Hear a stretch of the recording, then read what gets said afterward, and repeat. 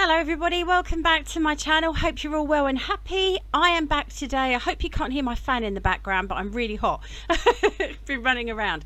Not literally, just kind of tidying my craft room. So I'm back today with, I'm going to go through the first training video that we had, because if you remember rightly, I wasn't happy because I couldn't see the drop down menus. I then tried to use PowerPoint to record my screen, which was great, but the sound was terrible. So I have now been given for Christmas a £13 microphone. When I say £13, I mean as in money, not in £13, obviously. But yes, this is one of my Christmas presents from my mum, and yeah, so I'm using it today. Unfortunately, it does work really well, but to get this kind of level of sound, I've actually got it tucked down my top at the front. So just like my stand is held together with an elastic band with the other microphone on it, and it doesn't work properly, and I've got a piece of cardboard stuffed inside the actual part that keeps the stand up. This is just as technically marvelous. Oh, I'm glad that I haven't got my webcam on. Okay, let's get going. Right, let's start from the very beginning to help you all out, and I hope that the people that watched the video before will come back and watch this one. I couldn't believe how many people I had watching. Thank you very much. It was one of my highest ranking videos, so I'm really happy with that. It obviously means that there is a need for this kind of video, because it's kind of this closed thing. Once you know how to make digitals, no one really helps anyone else. I don't know why it is, but I looked everywhere for someone to kind of show me the basics, and there's just no one out there. So I've had some people say to me via email, well, you could charge money for a course if you went on to, created a course for someone. I'm not really interested in that. I know I could, but I want to just get on and video and show you the basics. So when you first open your Photoshop Elements, and as I said in the previous video, this really is the software you want to go for if you're going to make digitals. It is the best one. The one I have, I believe, I thought it was 13, but I think it's 15. But they're all very similar. So any one that you buy, it may have extra bits and bobs that I don't have, but I'm going to show you the basics. So first of all, when you go in, you may have quick, which is the first thing that comes up, and it actually limits the tools that you can put in. This is a quick, to create something quickly. There's a guided section. Now I would really recommend this if you want to do a little bit more training, if you want to play around, but there you go, you can see. But most of this training here, it hasn't got anything to do with digitals. It's all to do with photographs, but some of it may be useful. Instead, I would suggest that you go to Expert. Okay, first of all, you want to go to Expert, and on the right here we want to make sure we've got our layers panel showing. Now to do that, you go up to Window and you make sure that the layers panel is actually ticked. You can just press F11, but this is the way that I do it. And if you see I click off, it vanishes, but we really need that to be open. That is going to help you in everything you do, especially as a beginner. Now we've done this, we've got a set of tools on the left here, and we've got some drop down boxes on the right up here as well. At the bottom, you'll see you've got some tool options, layout and organizer, and the most important one is the photo bin. Okay, you can see that it opens and closes when I click it. We want to make sure that the open files are shown down here once we open them all up. Other ones that you need to know about, this is a magnifying tool. This will actually magnify what's on your screen. I'll show you that one a bit later on. This one here is the move tool, which will move your elements around the page. That's really important. We're also going to look at the shape tool, which is down here, the dropper tool, and the text tool. So you're going to learn about all of those in this really short video. So let's start with what we did the last time.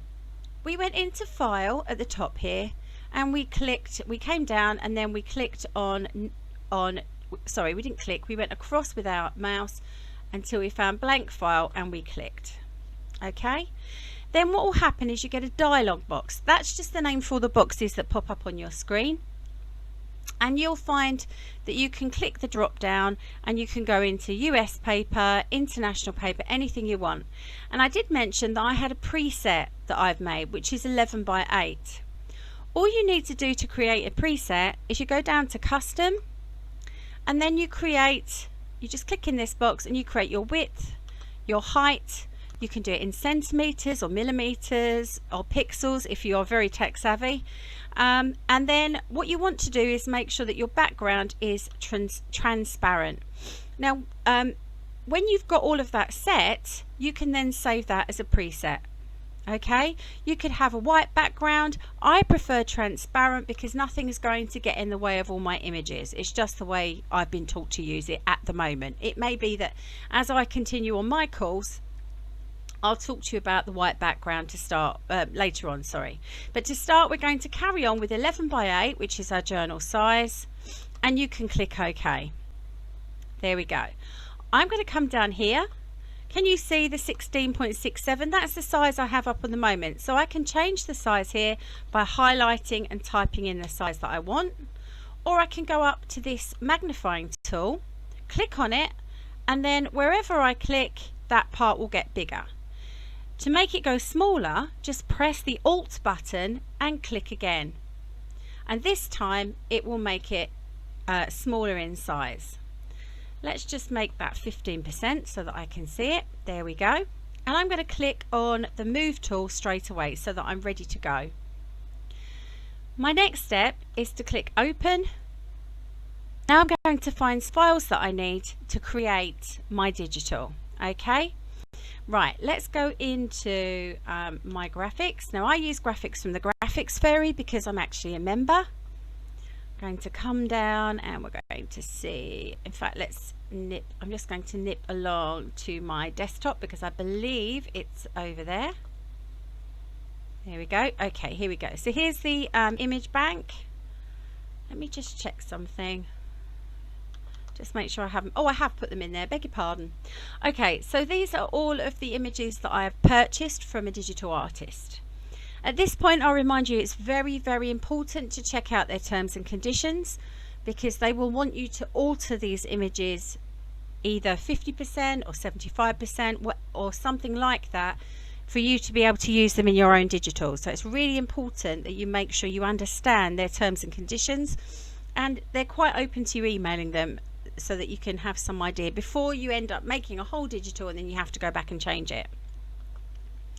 Okay, so let's go into my bouquets, and I'm going to pick this bouquet here. I just double click on it and it has opened up, and if we look down in the photo bin you can see both of those layers. Okay, now over here we've got layer 0 and layer 1. They're not together yet.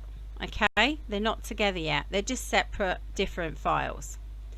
Opening, go back to my spring garden, and this time I'm going to open up, you saw me do this last time but you couldn't see the drop down boxes, so I have got a way that you can skip ahead. If you look down in the description you can skip ahead to the next lesson if that's what you'd like to do. So I think we used this one before, so I'll open that one up.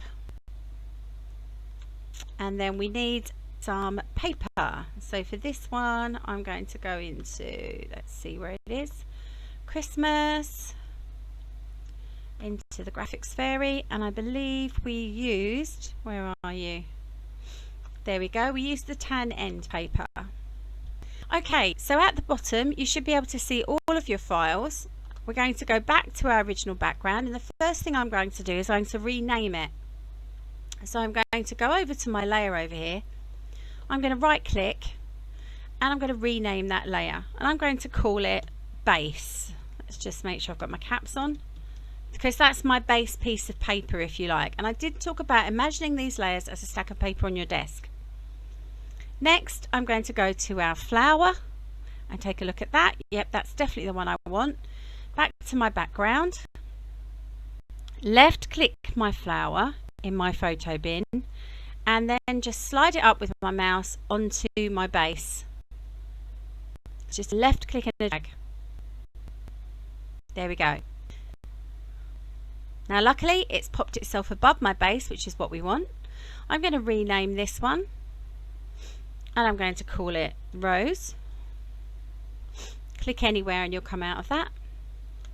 Okay, if you click anywhere, you'll come out of whatever you were in. So if you click away from what you're doing, you'll make sure that you're out of whatever you are playing with at the time. So I'm going to click on my rose once more. It's highlighted over here. I'm going to wait until I get the two little arrows in my corner. I'm going to left click and hold it down, and then I'm going to move that down to the size that I want. There is a green tick that you need to click to commit to that current operation.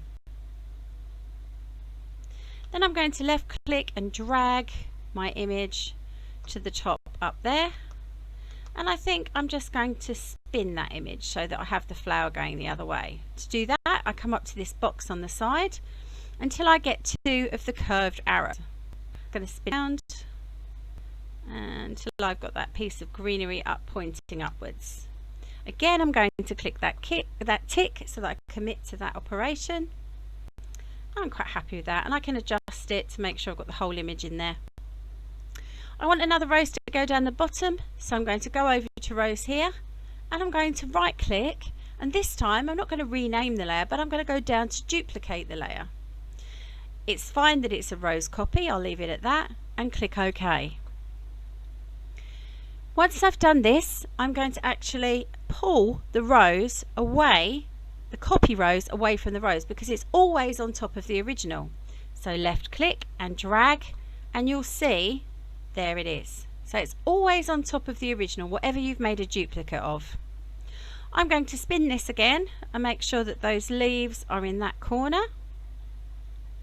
Just spin that round. Bit more spinning just to make sure it's where I want it. There we go, and I'm going to click OK. I just clicked off so that I could actually do that. I'm just going to take a slurp of my tea, so I'm just going to pause you for a minute, guys. That's better. You did not want to hear me slurp, because I did slurp, and that's just unpleasant. No one wants to hear that. So the next step, as you saw in the last video, is to open up the photo bin again. Oh, I know what I haven't done. Look how silly I am. I haven't added our end paper. Let's pop that up there. This is going to cover our roses now, because it's right. Oh no, it won't, because look, it's over here. Let me show you. It's just actually perfectly popped itself in above the base, so that's fine. If it was above the roses like this and covering the rose up, one, whoops, let's move it up so I can show you. There we go. Then all you do is move it down so that the roses are above it. Remember, it's like that stack of paper we talked about in the last video. So let's try that again. Completely forgot the background this time.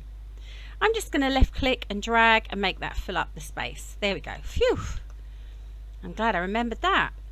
Let's rename it on the right hand side. Rename that layer to let's see, vintage paper.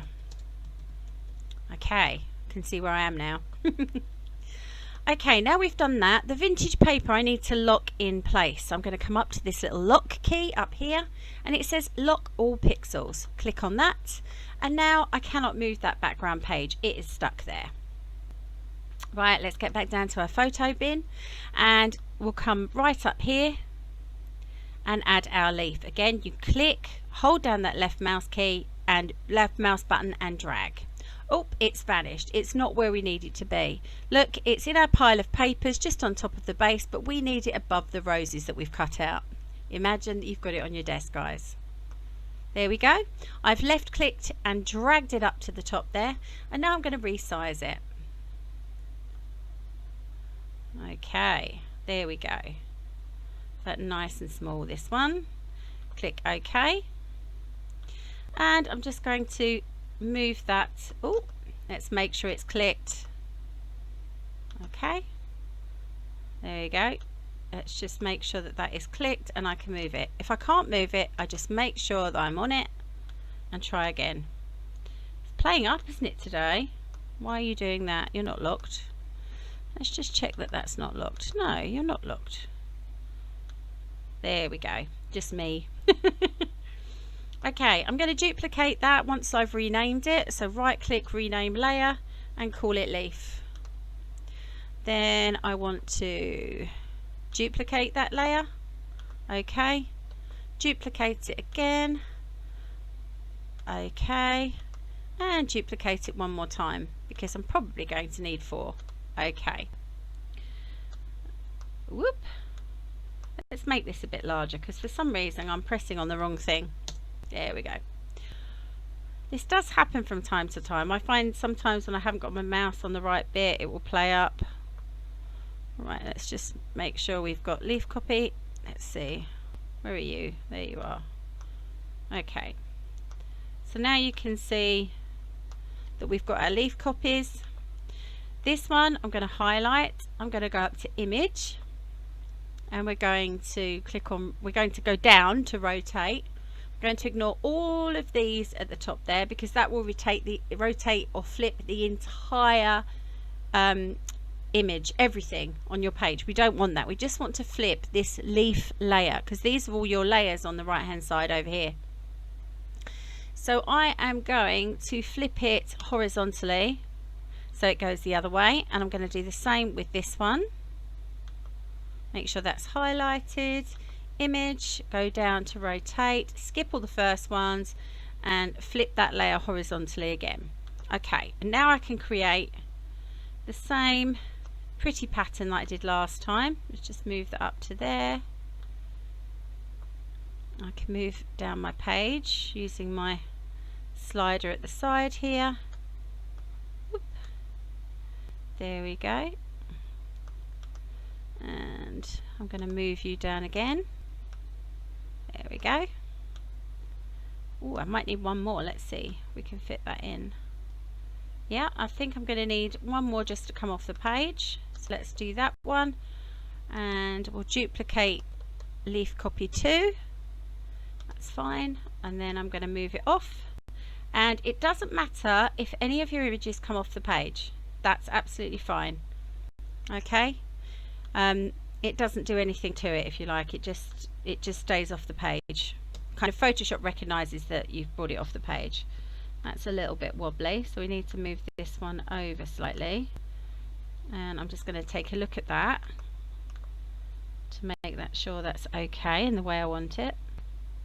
Just move that one down so that it's not over that last one. That's fine. Okay, now I've done that, I'm coming over and I'm clicking on the first leaf. Then I'm going to press my shift key, hold my shift key down, and then click on the last leaf. When I've done that, I'm going to go up to this icon up here, which is creating a group, and click. And all of my leaves now become a group. Right click, click and rename it. I'm going to call it leaf garland.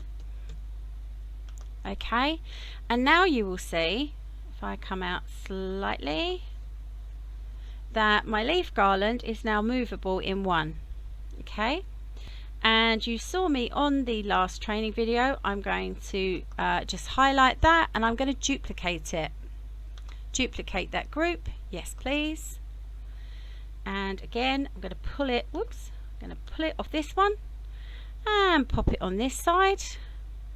Only this time I'm going to flip it. I'm going to go up to image, rotate, make my way down with my mouse to flip horizontal, and then it just goes the other way down my page. Okay, I'm just going to move that over. There we go. That is your first page done there, and I think I showed you previously how to save it in different formats. So the first thing that you need to do, let's just bring that down slightly. There we go, just a little touch, lovely. The first thing you need to do is go up to File, and you're going to save this as your PowerPoint file first of all. So if you look in Save As Type, you've got Photoshop. So we'll call this page 1, and I'm going to save it. Let's see, I think I've already saved it on my, let's just save it in my digitals again. Spring Garden, we'll save it in there. So there's my Photoshop. Then I'm going to click File and Save As again. This time I'm going to save it as a JPEG for my customer. If I click down in that box, I've got JPEG. That's a normal photo file. Click Save and click OK. Then I'm going to go File and Save As again. And this time I'm going to save it as a PDF file. If you come down, it will show you Photoshop PDF. Okay, just in case the customer will want it in PDF format as well. There we go. I'm going to save it as medium quality. That's absolutely fine. And there you go. You have created your first journal page using just 2 images and a background. Right, I hope you like that, because that's just the first video that wasn't quite working. I hope everything's clear there and you could see it all. Okay, another big slurp of tea. Oops, and I am back with you. Right, so now today we're going to make some really easy Christmas stamps, and all you're going to need is an image. That's literally it today, just an image. Okay, you can see I've started to make a few here on this page. That was me practicing with this new PowerPoint and recording devices. Okay, and I've got it quite big on my page. I've gone up to 50% so that I can see what I'm doing, because the stamps are quite small. So the first thing I'm going to do is open a file, and let's make sure I've got the right one. I'm going to go into Pastel Christmas, and I'm going to pick another image. Let's pick Santa. Okay, there's Santa. And the first thing that I'd like to do, because in my previous stamps, what I've done is I've picked out the colour for the background from the picture itself. And this is why the picture looks so at home with that background colour, because I've actually picked the colour from the picture. And the way we do this, let's open up Santa again. Okay, the way that we do this is the first thing we do is we pick a colour. So I'm going to go for red this time. On the left hand side down here, you'll find you have the colour picker tool. Click on that, and then wherever you click on your Santa, can you see the colour changes down here? So if we pick that one, we've got that nice bright red, there's white, pink, yellow, the blue, pale green, dark green. Oh, that's black. Let's try that one, dark green. So we're going to pick out a red. There we go, lovely. I'm going to go back to my first page. I'm going to move Santa up again, left click and drag, and I can see he's over here. There he is. I'm going to go up to my move tool, move Santa over, and I'm just going to keep decreasing his size until I'm happy with the size. I'm not sure what size I want, but we'll just play around with him for a minute. I'm just going to move him up. Okay, just come up the page a little bit, pop Santa up with me. There he is. Okay, up you go. Whoop, there we go. Let's try and fit you in, Santa. So I'm going to put him here. I'm just going to increase his size slightly to about there. See if we can fit him on. And I'm going to click that green tick because I'm quite happy with that. Now, as you can see, we've still got the colour that we chose with the colour picker down here. Now I'm going to click on my shape tool. And the first thing I'm going to do, I don't want my custom shape tool, which is this squidgy star shape. I want just a rectangle. And we're just going to go around Santa and put a rectangle around him. Oh, he's vanished. Why has he vanished? Pop quiz. You got it, because he's not in the right position. So what we'll do is we're going to find Santa, and I'll be honest, I haven't actually renamed my files in this, which is quite naughty of me. So I'm going to move Santa right the way up to the top and make sure he's above that shape. There we go. But obviously do rename your layers, because it's going to make life a lot easier for you when you're starting out. I'm going to click on my move tool, and I'm just going to make that red bit just that tiny bit bigger. And I'm going to move Santa over so he's a little bit closer to the other Santa. We'll click on that one, and you'll see why in a second. I just want to give it a little bit more room. Oh, please excuse me, my asthma's playing up. Right, tick. And then we are going to need to click anywhere. Okay, and I now need to change my colour, and I'm going to pick a white right in that far corner. Click OK. That isn't quite white actually, because the actual code for white is FFFF. Okay, I will talk about these numbers later on. Okay, another way to do it would be to click on the tool and then go into this box here, which makes it a bit easier if you've got white there. You've got standard colours. Now I've done that. Oh, I moved my Santa. Let's move him back into the center. I need to create this stamp shape, so I'm going to go into that splodgy weird looking star shape again, and you can see the first shape that comes up is a heart, but next to it there's a little drop down box, a custom shape picker. Click on that, go up to where it says default, and then click on all elements shapes, and then you get everything that's in there. Then all we're going to do is we're going to come down, and you'll see there's all kinds of images in here that you can use, some really cute kids ones as well. Lots of arrows, flags and stars and things. I'm just going to come down, and there you go. I've found my little stamp shape. Okay, click off that, and you can see it's now in the box, and I've got it as white. Now I'm going to make my stamp shape around my Santa. There we go, and as you can see, Santa is not at the top of the pile, so we need to move him up, and there he is. The next thing to do is we're going to go into text. I'm going to make sure that my colour for my text down here, there's a colour box, is black. Can you see that? And then down here as well, you've got all of your different scripts that you can use, and you've got how big you want the script to be. Once you've done that, just click anywhere on your, come on, it's not liking me at the moment, let's try that again. There we go. Oh, it's because I haven't clicked the tick, you see, for the stamp shape. Right, let's make sure we've got text open again, click, and then you'll see a flashing cursor come up, and then at that point we just put in our price, 55 pence, and you can see it has vanished again behind. Again, we need to move that up, so I'm just going to see it says layer 2 over here. You could rename that and call that pence. I'm just going to move it out of the way so it's up here. Oh, I've changed the font. What have we got over here? Have I done a funny P? Oh, I have. I've done a capital. There we go, that's better. Make sure you click on the tick first.